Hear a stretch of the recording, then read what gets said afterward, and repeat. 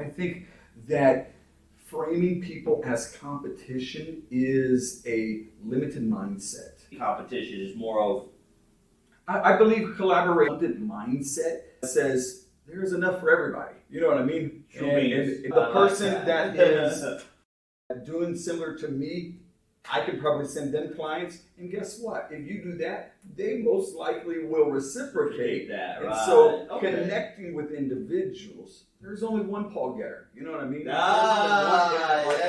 I love that. So people will want to work with you based upon who you are. And it's more than just the services you provide. It's more than just the product you have, but it's your story. It's who you are. It's your mission. It's your belief.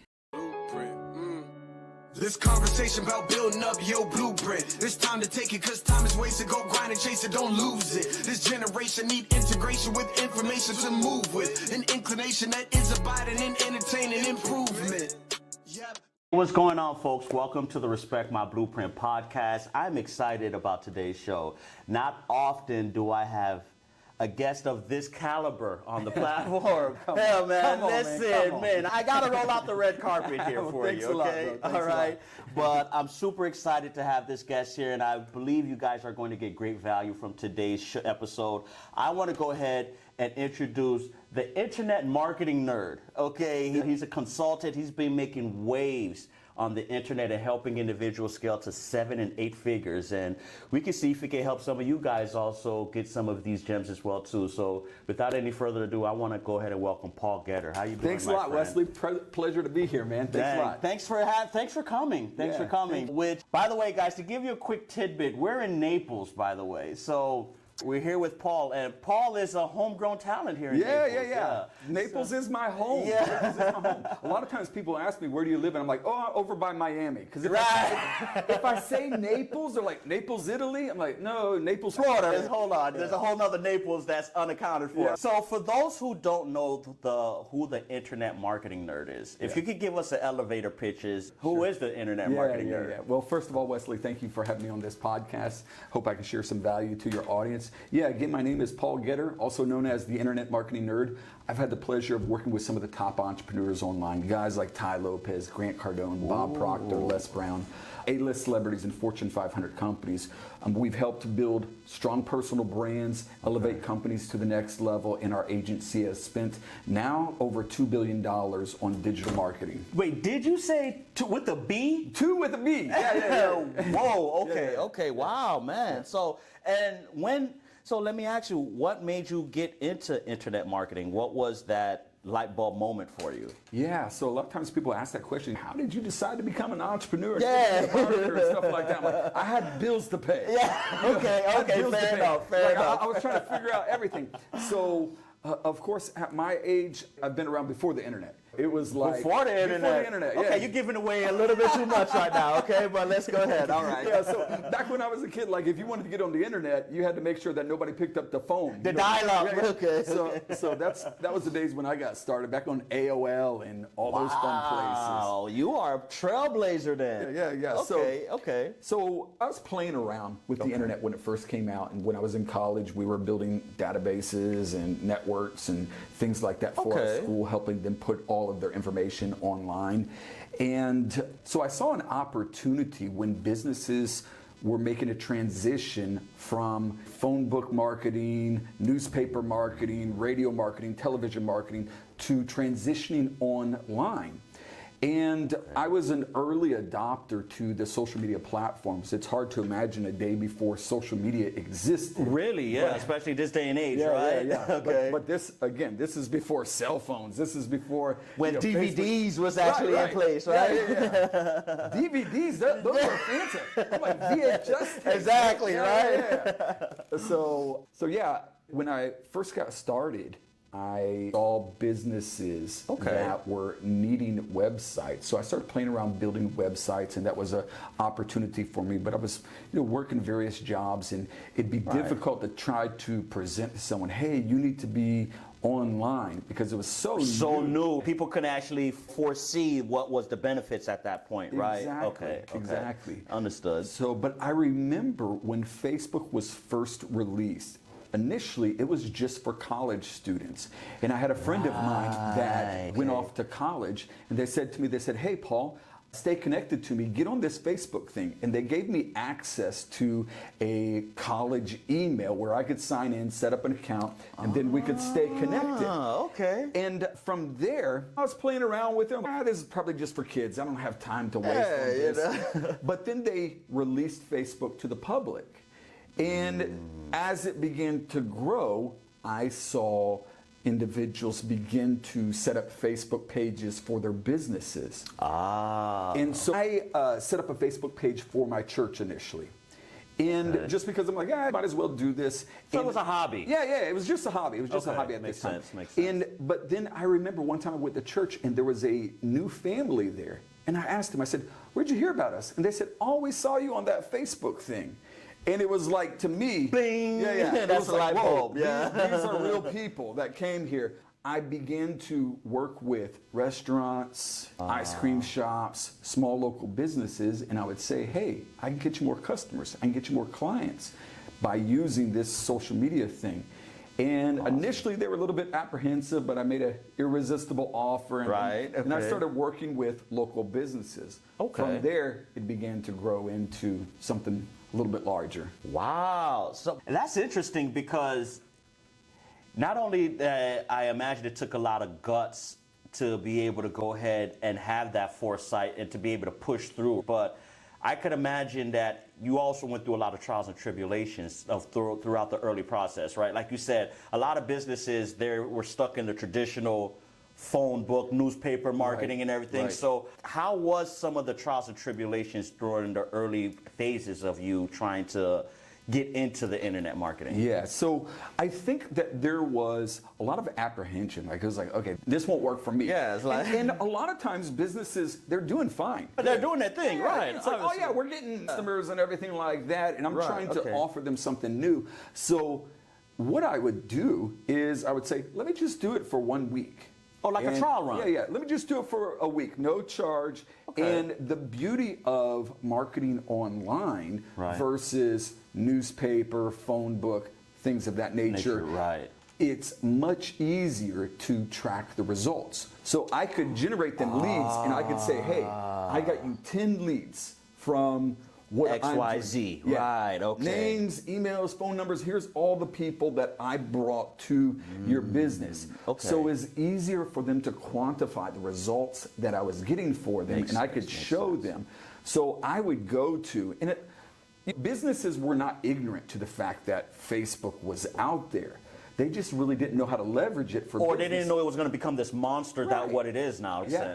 So you would see businesses that they would start up a Facebook page, but that was it. Just leave it alone. And so I saw that as a prime opportunity for me because it said this to me. It said, they somehow recognize the opportunity and the potential in Facebook for their business, but they just don't know how to utilize it. Or they don't have the time to be able to go ahead and make it work. I see what you're saying. So I remember here locally in Naples, I would go to a pizza shop and I would sit down there, get something to eat, and I'd look on their menu and I would see a little Facebook logo on there. Oh, okay, And so I'd go check out their Facebook page and I would see, okay, they haven't posted anything in 4 months. And I'd go to their website and it looked horrible. And so as I'm checking out, I would say, is the manager here? You're doing an audit right there, right? So I'm checking it out. I'm like, okay, again, they've got it set up, but they don't know how to use it. They don't know how to grow it. They don't know how to reach their audience. So that was a prime opportunity for me to say, hey, let me help you out. And initially, it was like $50 a month, $100 a month that I would work with these businesses for. And back then, for me, it was like, if I can get 10 clients. That was golden, right? For sure. And so I just was kind of at the right place at the right time. Yeah. Wow. So now I want to fast forward a little bit now. Now we're in 2024 because when you started, obviously, there wasn't saturation. You was pretty much one of the pioneers in the space. Yeah. Fast forward to today. Online marketing is a whole new dinosaur now, right? Aside from Facebook, you have a plethora of platforms out there and everything. So how are you able to go ahead and stay relevant, even with some of the new technologies now that they have in the marketplace? Yeah, exactly. So, yeah, I remember I was sitting at a conference one time and someone was talking about Facebook and running ads, and they used the term social media marketing. And I thought about it, I'm like, that's what I do. Yeah, exactly. It's like, hold on, that's social me media right marketer. there. So it's like we use those terms, Right. internet marketer, digital marketer, social media marketer. They're all interchangeable. Yeah, yeah. Okay. But when I got started, those terminologies did not even exist. Yeah, that's so, a good point. So yeah, I think number one, you've got Facebook, you've got Instagram, you've got TikTok, you've got YouTube. Come on, man. You've got LinkedIn, you've got all of these various platforms. And Right. staying relevant is, number one, continual education. I'm a continual student. And not only that, is I surround myself with mentors, surround myself with people that are experts in, because I can't, like even in my own agency, there was a time when I personally, I was the number one funnel builder. I was the number one. That's what I was going to say. Yeah, so yeah. even you're still a student, even though, I mean, course. most people would consider you as like the GOAT, right? Yeah. But the reality, like I can clearly remember that there was this transitional phase that I think if people looked at Facebook marketing, they're like, okay, Paul is the number one guy to go to marketing. And now you fast forward 5-10 years later, I'm not very educated on all of the intricacies of Facebook marketing, the ad platform, everything like that, because I have hired a team, I've built a team. Course. Like my top ad buyer, he was one of my coaching students that I brought on. I taught him how to do it. And over 7-8 years, the Facebook ad platform has changed. He's evolved and everything. Yeah, so it's makes sense. Makes sense. So I focus my attention on the higher level CEO decision making. Right. Okay. So you're more seeing the forest instead of being in the trees dealing with the day-to-day type of stuff. Right. Okay, understood. But with that being said, I still want to have working knowledge of these platforms. I want to have an understanding. So I find myself, I'm being mentored by 23-year-old kids in which I embrace that. That's funny. I find that. They know their stuff. Exactly. Like this day and relevant. age, this is their playground, right? Yeah, they're relevant. So I'm like, teach me. Exactly. Teach me what to do. So I find myself taking classes and buying programs and mentorship from people that are much younger than me. But to me, it really doesn't matter about the age, but it's their knowledge and their expertise in it. So, okay. All right, quick break from the show. We all know that having good credit is extremely important nowadays, but staying on top of it as well as monitoring it is very, very important to be able to get a good credit score. Check out our friends over at Uptrend Credit, where you'll be able to go ahead and sign up for a trial membership of getting a copy of your 3 bureau reports, score, and grades for as little as $1. All right. Now, with your trial membership, you will have all the resources you need to be able to protect and monitor your credit. Check out our friends over at Uptrend Credit by hitting the link down below and sign up for your 7-day trial membership today and learn how you can get better credit for better tomorrow. All right. So let's get back to the episode. So, okay. Well, let me ask you then, because there's more influencers now, right? The internet is what it is. If you're a business, you have to go ahead and promote on the internet. But now you see there's a lot of businesses and entrepreneurs are using a mixture of organic and paid marketing, okay? Right. So with that being said, is paid marketing or paid ads still worth it? Mm-hmm. And that's a question I want to ask you, because a lot of people would just say, hey, I'll just shoot content or just release organic and collaborate with and network with other influencers. Right. So are paid ads still worth it in 2024? Yeah, so let me say this. If what you're doing isn't working organically, then paid ads is not going to solve the problem. You know what I mean? So if you're not getting sales, if you're not getting results, if you're not making an impact, putting ads on it is not going to solve the problem. I tell people this. Marketing doesn't solve problems. If you have a bad business, an offer that's not good, and you start to do paid traffic to it, now more people know that you have a bad product. That's a very good point. So I always tell people that you want to go through this phase of testing and proving that your product or your service is good organically. And you might want to have certain metrics or certain goals that you hit that are kind of relevant to your product or service. For me personally, like for a course creator, a coach, or a consultant, I like to see them make their first $100,000 online, and that kind of the market has validated their offer at that point. That you're an you know what you're doing. Yeah, again, that there's a demand, because I have people come to me all the time. Oh man, this is going to be the next $1 million idea. I'm going to make billions of dollars, and then they'll say something like this: nobody is doing this. And as soon as they say nobody is doing this, it's like an indication to me. I'm like, I know you think that sounds like a good thing. Nobody is doing this. But you might want to. It's very rare that an individual is the first in the market. First, right. There's nothing new under the sun. So I always like to say that. Okay. And wow, I really never put that in perspective. I guess you just gave a bit of a gem for the audience as well too. So before you even think about paid marketing, you want to be able to have at least some viable product, not just an MVP, some viable product or service that people are gravitating to. Right? Exactly. You want to be able to, number one, see if the market has validated your offer and that there is a demand, and checking out, seeing what your refunds are like, everything like that. All of that comes into play. Yeah, because if you're running ads and you have problems, all you're going to do is create more problems. Yeah, I mean, and I've actually, in my early days of entrepreneurship, I fell victim of that, where I ran ads and it was almost like pissing money in the wind. Exactly. So let me ask, is there a science, how deep of a science it comes, or is there an art it really come to running ads? Because I know it's just not a matter of, hey, having a graphic designer, putting together some creatives and then throwing it on. So kind of explain, is there really a method or a science that goes into running ads and everything? So I think if you were going to use one word that makes a good ad, that one word would be disruptive. So what I mean by that is when someone is scrolling, you want to disrupt their attention and grab them, pull them in. Oh, so you want them to make them stop as they're doing this and say, hold, let me check this one out. Let me stop here. All right. So the challenging thing about being disruptive is it's a moving target. It's always changing.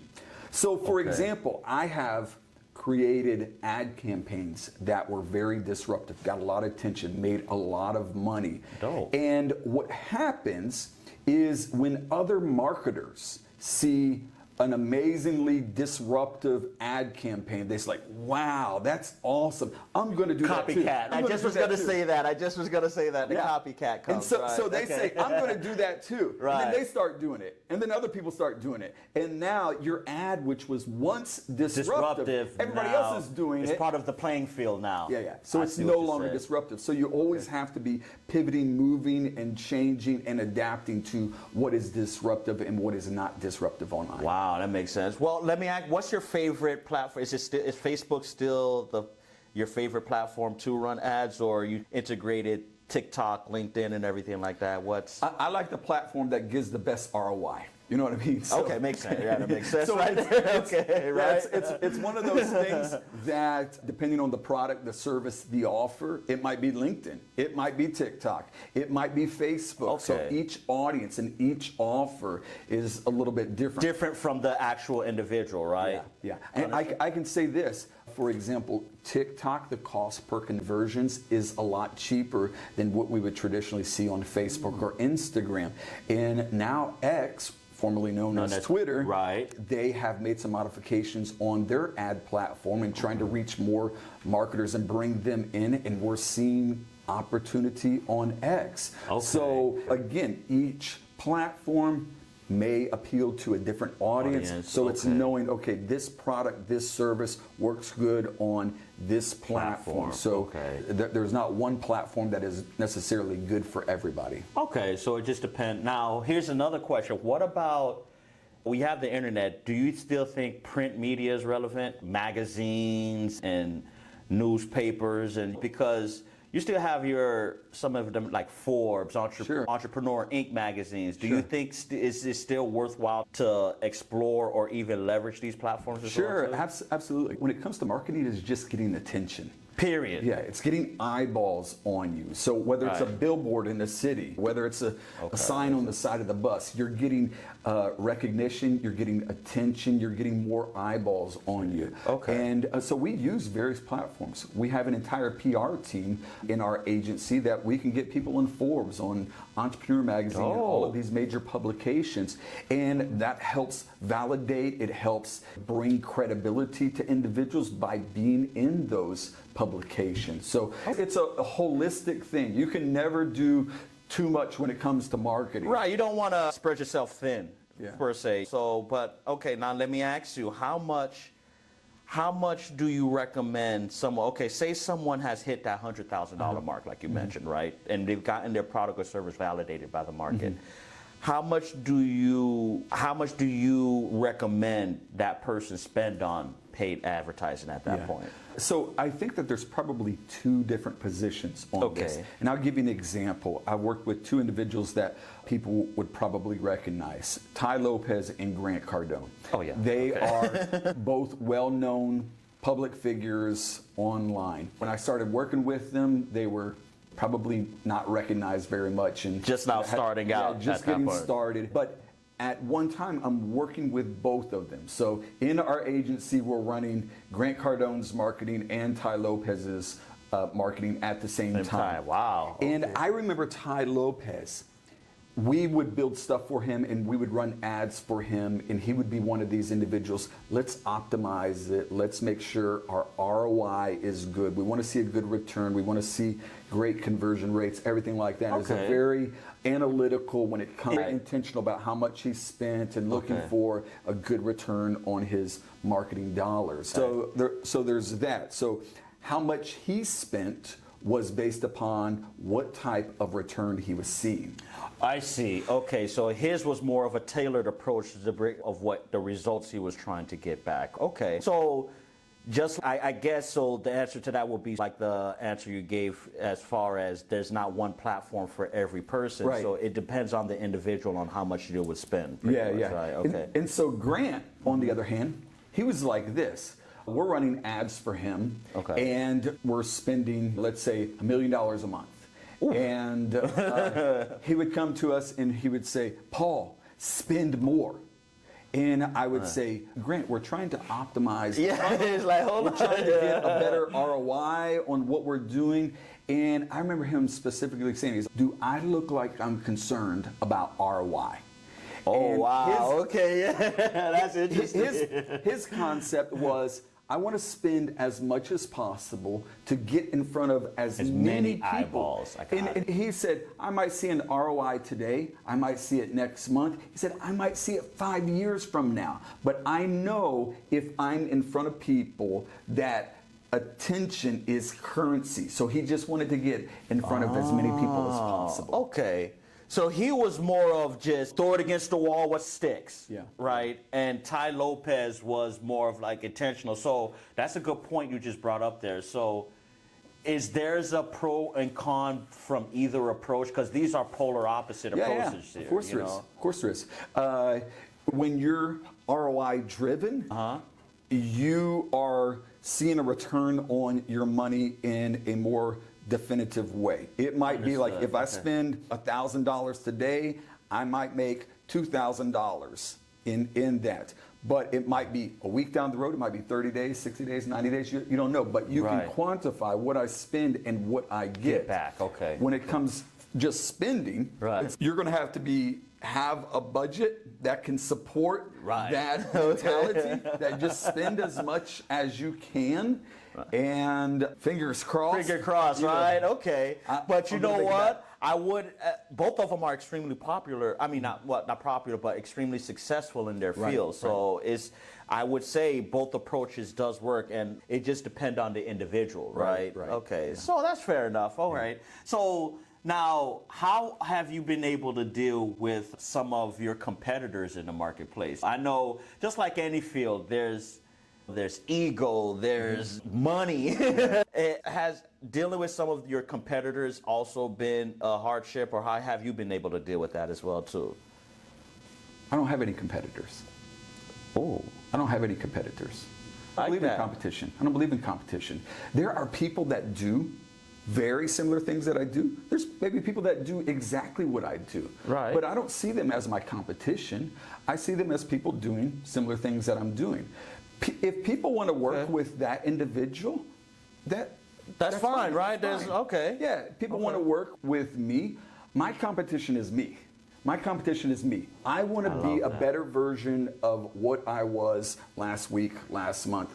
My competition is me. If I'm busy here trying to compete with this person, I can tell you that I have individuals that in my life, friends and what people might perceive as competition, right? That I might get a client that comes in and I'm interviewing them. I'm like, they're not a good fit. And I pass it on to somebody, okay, you know what I mean? okay, And the same thing. So okay, I think that framing people as competition is a limited mindset. So that's like a negative connotation in a way to say competition is more of. I believe collaboration. Collaboration over competition, right. I mean, there's going to be people that don't even like me. I mean, there's going to be people that don't want to work with me. There's going to be people that, like this style versus that style. You can't make everybody happy. Yeah. It is so what it is, I right? think an abundant mindset says there's enough for everybody. You know what I mean? True beans. I like that. The person that is doing similar to me, I can probably send them clients, and guess what? If you do that, they most likely will reciprocate that, and right? so connecting with individuals, there's only one Paul Getter. You know what I mean? There's only one. Yeah. People will want to work with you based upon who you are. And it's more than just the services you provide. It's more than just the product you have, but it's your story. It's who you are. It's your mission. It's your belief. And so we are all unique in all of that. So to say that there's competition, there's nobody like me. Yeah, I love that. I love that. Somebody said I'm 1 in a million. I'm like, nuh-uh, there's like, 1 in a billion. No, 1 in a 1. I'm one of a kind. There you go. I love it. I love it. All right. Well, you know what? That's very riveting that you said that, because again, we're all unique in our field and as an individual, and having that mindset, I guess, would put you in that upper echelon and let you drive success. So as we ready to wrap up the show, I want to ask you, so what's next for Paul? I mean, you have been extremely successful. Most people that have achieved the level of success you have, that could just to say, hey man, I've over 2 billion in ads, and just the A-list celebrities you've been able to help. What's next? I know retirement. What keeps you going? What keeps you motivated? Yeah, so I've been blessed to work with some amazing people who accomplish a lot. And I think success is built around helping, influence, and impact. Right, okay. And if you ever get to the point where you think that you've made enough influence, you've made enough impact, then you're done. So, you know what I mean? Okay. Sometimes people, they allow that their mission, their goal, their success to be defined by how much money they make. And then it's a never-ending goal. It's a never-ending cycle that they never find that peace. It's always, I want to make more. I want to make more. I want to make more. Makes but sense. Okay. When you're driven by influence and impact, the income will come. Yeah, so the income shouldn't be the primary focus. Right. It should all just influence what you're serving. Right. In other words, right? Because that's relationships over revenue. I like impact that. Over income.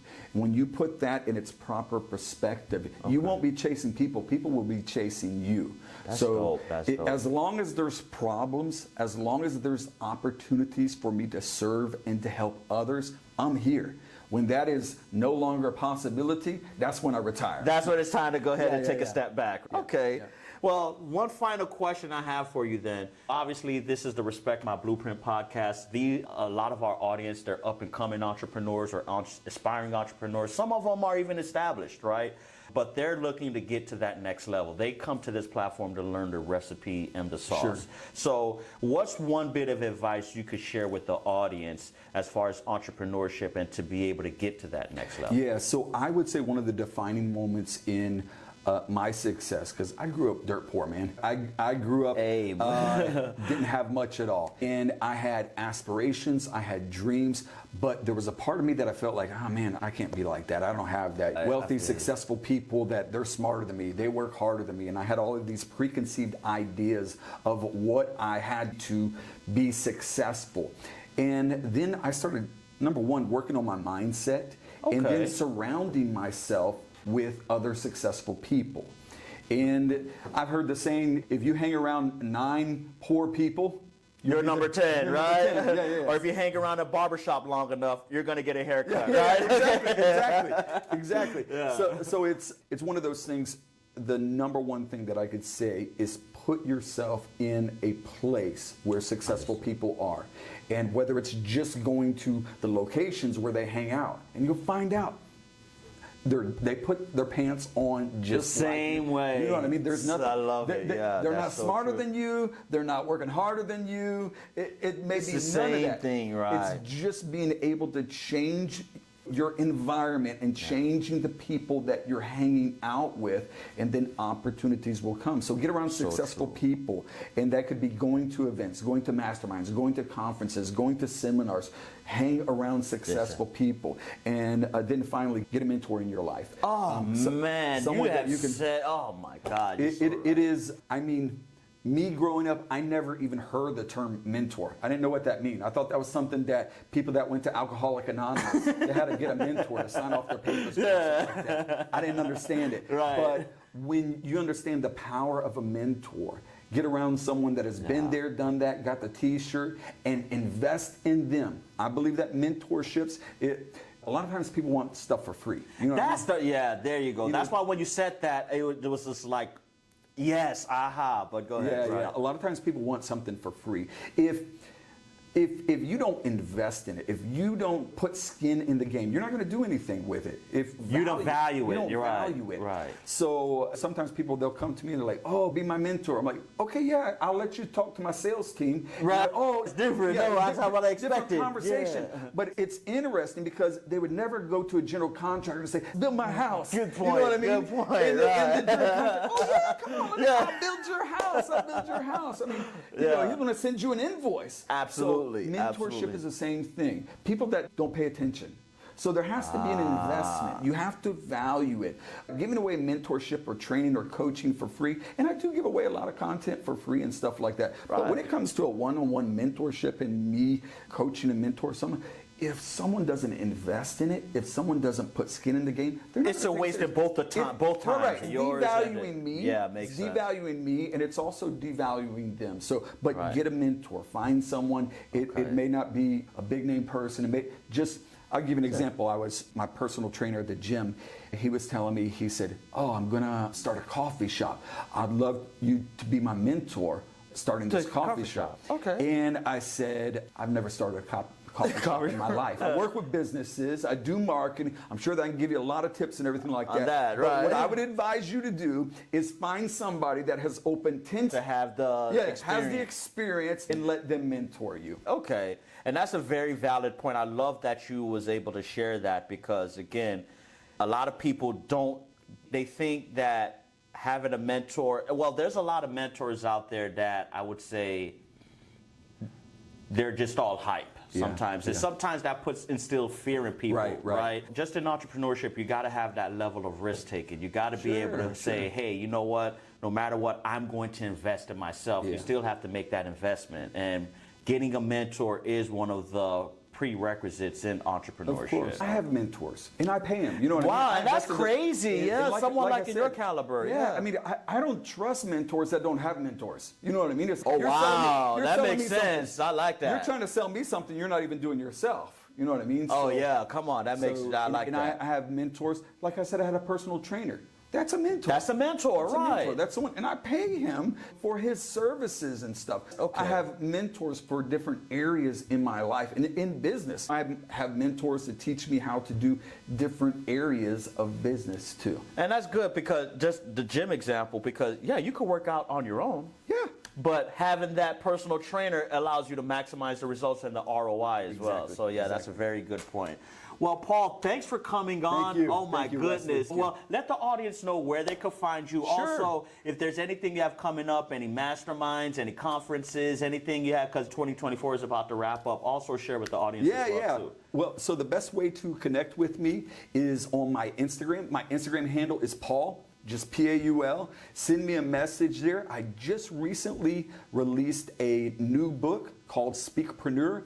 It's helping individuals transform their voice for influence, impact, and income. So if you're looking to get on stage, if you're looking to speak at events and make a career of speaking, send me a message. I'll make sure you get a copy of my new book, Speakpreneur. Awesome, awesome. And you know what? You just get, your handle is Paul. You definitely was one of the OGs because to get that handle, right? P-A-U-L. Yeah, that is, man, that says a lot right there, okay? Well, listen, Paul, glad to have you. This was one of the best episodes, not in just, again, having someone of your caliber onto the podcast, Thanks a lot, Wesley. but the My privilege. value you was able to drop My as well, privilege. too. Thank you very much. Listen, guys, thanks for tuning into the show. Do me a huge favor. Go ahead and hit the like and the subscribe button. Also, hit that bell notification so you can stay up to date whenever we release episodes like this. And as always, guys, as always, we're going to catch you on the flip side. Take care, guys. Blueprint, yeah. Blueprint. This conversation about building up your blueprint. It's time to take it cause time is wasted. Go grind and chase it, don't lose it. This generation need integration with information to move with. An inclination that is abiding in entertaining improvement.